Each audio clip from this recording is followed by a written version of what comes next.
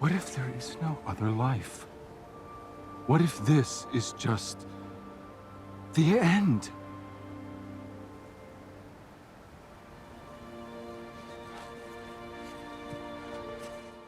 Hey guys, Pete here. This is my breakdown for episode 8 of Foundation Season 1. It was a good follow-up to one of the better episodes, and I think it's a good sign heading towards the end. We hit all the different stories except for Brother Dawn, and from where I'm sitting, there were some pretty good reveals. One big cliffhanger on the Invictus, so we'll start the recap there, but first a quick spoiler warning. If you haven't watched episode 8, The Missing Piece, then this video won't be for you. And with that out of the way, let's get into it. Before we catch up with what's happening on the Invictus, there's a flashback to Anacreon where we see a young Phara experiencing the planetary attack. Salvor was able to pull these details whenever she was reading Phara earlier in the season, and here Phara says that after they were gone, talking about the Empire's ships, there were no children left, only warriors. And I guess it does a good job to set up why Phara's the way she is, how all-consuming her desire for revenge is, even when Salvor makes some great points about how terrible her plan to jump the Invictus into the center of the planet Trantor is. It would kill everyone on the capital planet, but her people and everyone else in the outer reach would be on the hook for that, and well, the Empire wouldn't let something like that go. The threat for Salvor is that if she doesn't help them, then all those hunters that were left behind will kill everyone on Terminus, starting with her mother. There's still a ticking clock situation until the next jump. Most of the scientists they brought with them are dead. When they finally disable the defenses, Salvor opens the door and she finds a gun on the ground. She fires it at Phara and is able to get inside alone with Lewis. There they put together what was happening with the crew. They find out that the captain killed herself there, and when they find the navigation cradle, we get a little bit of background and history into how jump ships evolved. This is from a time before they had spacers, so everyone on board had to sedate themselves before a jump, and we get an explanation that folding space was as much intuition as it was science. And the bottom line here is that what needs to happen is someone needs to connect their brain to the navigation AI to guide the ship somewhere safe, or it'll continue making random jumps. Problem is, this is a death sentence since there isn't time to do the necessary surgery, and because Salvor sees herself as an outlier, she volunteers and says that she wants to guide the ship to Terminus. As that's all playing out, we see that Hugo did find his way to a communications relay. He's not dead, he rerouted himself to one of the mine sites. He turns it on and he sends out an SOS to the Thespins. On the planet, Salvor's mother says they need to evacuate Terminus City because the null field around the vault is continuing to expand, and she thinks it's going to overtake them all, which is a tough thing to sell to the Anacreons in charge because they'd have to take the fence down. When we get back inside the ship, there's just 5 minutes left. Phara and Rowan are still outside trying to break in, and Salvor is trying to talk Lewis into hooking her up to the navigation. Here we see her thinking change. Because of her visions, she had thought that she was there for a reason, and now she thinks this is it. She's meant to sacrifice her life to get this ship to Terminus. But before Lewis can hook her up to the navigation, he gets shot by Phara. A fight breaks out between her and Salvor, and then we see the Thespins show up, but they turn out to be too late, and the ship begins the jump and disappears. So that's our cliffhanger, is where will it end up? Based on what we learned in this scene, they may find themselves somewhere pretty far away from the action going on Terminus.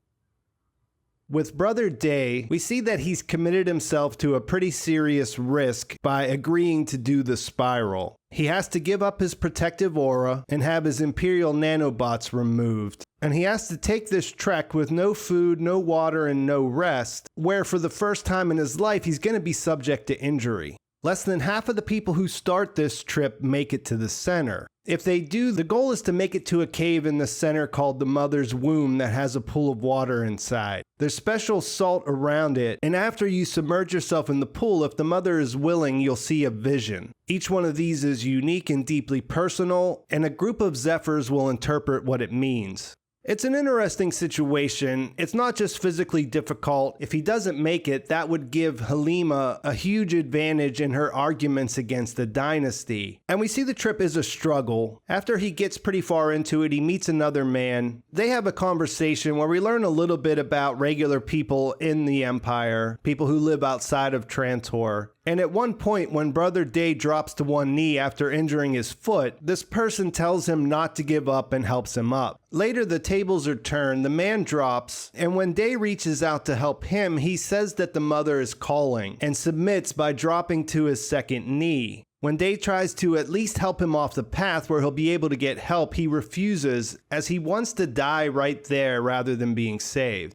He explains that a peaceful transition to a holier life is the mother's greatest gift. And because the emperor doesn't have any faith in this religion, he tries to get him to change his mind. He says, what if there is no other life? What if this is just the end? The man just lays on the ground and says, maybe we'll meet again. You can tell me what you saw. And Cleon has to continue the struggle on his own. He finally makes it to the cave and he finds the pool. We see him laugh with joy as he gets into the water, and it looks like he is experiencing wonder as we watch him splash the water over his sunburnt body and drinking it all in. That cuts to him in front of the three Zephyrs, where he explains what he saw. He said the salt started to move and it began to swirl, lifting off the floor of the cave. It formed a stem and 3 petals, and as he's talking, we see that Halima looks worried. The three Zephyrs, the representations of the Mother, Maiden, and Crone, talk to each other and then ask if he's familiar with the mythology around the birthroot flower, and he says he's not. They explain its significance, how whenever the 3 moons were created, the Maiden was covered in a blanket of birthroots, and it was a sign from the triple goddess that their world could sustain life. Over the centuries, the flowers died off, and they haven't been seen for thousands of years.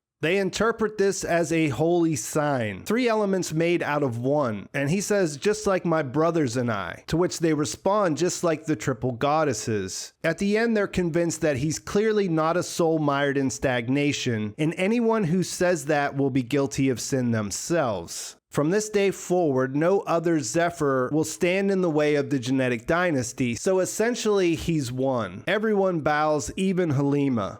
Later, on the way back to his ship, he thanks her for inspiring him to attempt a spiral. And then Demerzel goes to see her in her room. She starts by saying that she wants to extend her condolences, and then they have a conversation where she admits that she can't go against the Emperor. She can't leave her role at his side, and then explains it was 11,000 years ago when she walked the spiral, which is basically her admitting that she's a robot. Halima had heard these rumors. I guess they're out there in the Empire that the last humaniform robot in the galaxy does assist the dynasty. And Demerzel explains that like Empire, she doesn't have individuated sentience. She must not be in possession of a soul either, because if she were, she would be able to disobey his commands, and it's clear at this point that she was sent there to kill her. We see that she's visibly struggling, and Halima picks up on this, saying that she sees genuine remorse. She doesn't know how she can tell, but she knows that Demerzel has a soul. On the other hand, the person that's making her do these things is truly a soulless man.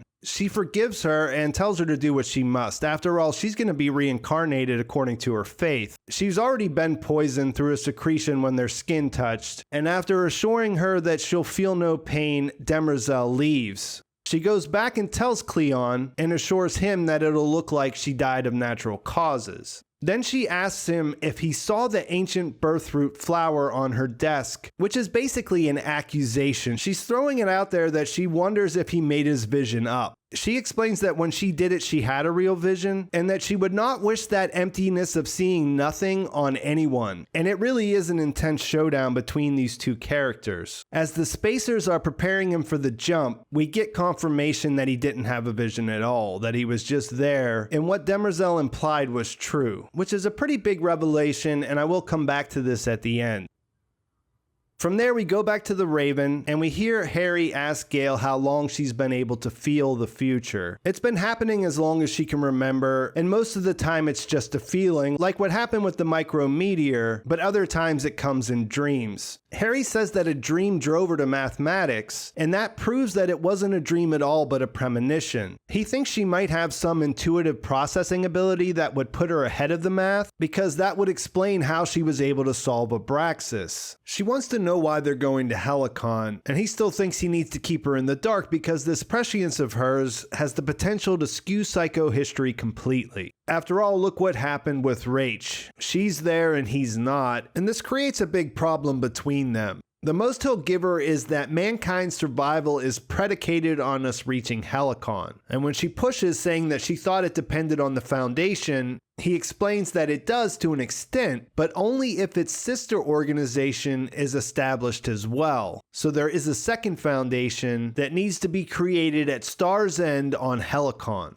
Terminus was created by an Imperial charter and was designed in part to draw fire. But the second Foundation and its location must be kept secret, even from the first. And things escalate from there because she continues to ask questions and he refuses to answer, other than saying that he has allies and resources on Helicon where they could safely study her gifts and possibly use them to their advantage. She says that her instincts are telling her to leave the same way that she came, and he points out the fact that it would take her decades to get to Terminus, she wouldn't even be able to go to Trantor, and that her best bet is to stay on the Raven. It all boils down to her giving Harry an ultimatum. Tell her everything, or she'll destroy the heat transfer system, which will cause her to die if she stays on the ship. He says he can't possibly do that, he can't jeopardize the second Foundation before it even gets started, and when she follows through, when she destroys the system, he has the choice of either letting her die on the ship or letting her leave.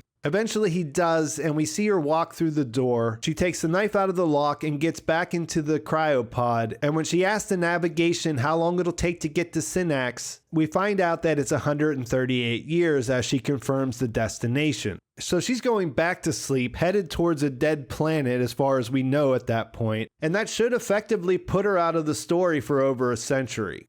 As I mentioned at the beginning, it is good to get some reveals. People who'd read the books knew that there was going to be a reveal at some point about a second Foundation. But even having that idea going into it, Gaal leaving here is a pretty big twist. I won't get into the spoilers of why that is because we don't really know what's going to happen in the next 2 episodes. But what's important here is that there's a second Foundation who are kept secret to help guide things, and it was always part of Harry's plan, and I hope we learn a lot more about it in the upcoming episodes. Another place where I don't really know what's going on is with the Invictus. I'm not sure how much of what happened on the ship is going to be important down the road. The idea of the ship's captain killing herself, will that turn out to be tied into things elsewhere in the story? I'm not really sure. They're seeing the word exo, and it meaning from outside the galaxy probably was intentional, but not sure what to make of that at this point.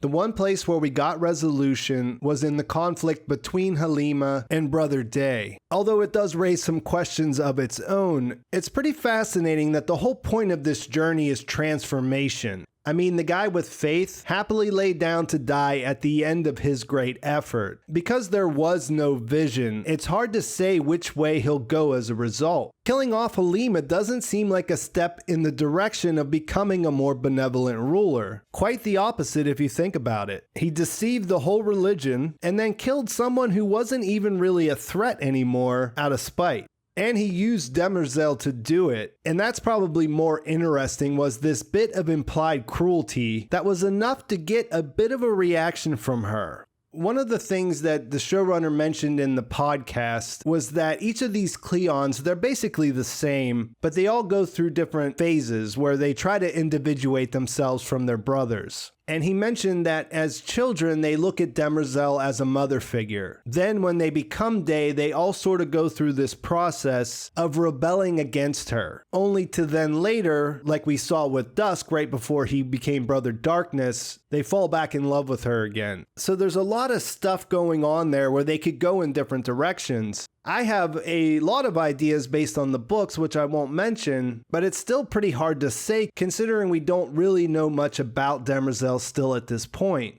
Why did she go walk the spiral 11,000 years ago? What was going on then? 400 years ago, how did she come into service of Cleon the First? There's a lot of really strict rules that apply to robots in Asimov's works. And at least where we're at right now, it seems she may be altered in a way that makes her very hard to understand. There was really no reason for her to lie to Halima right before she killed her. She knew she was going to be dead. So I think everything that she said there is our best information about what's going on. She doesn't have individuated sentience. And I'm really curious to see what that means to her specifically in relation to the dynasty. And I think that's a good place to leave things. I'll probably do another video this week to try to suss some of these things out. There's a lot to think about and a lot to discuss, so let's pick it up in the comments. Let me know what you're thinking, and if you want to talk book spoilers, just be sure to mark those. Please like this video if you enjoyed it. Please subscribe to my channel if you haven't already. And thanks for watching. I'll talk to you soon.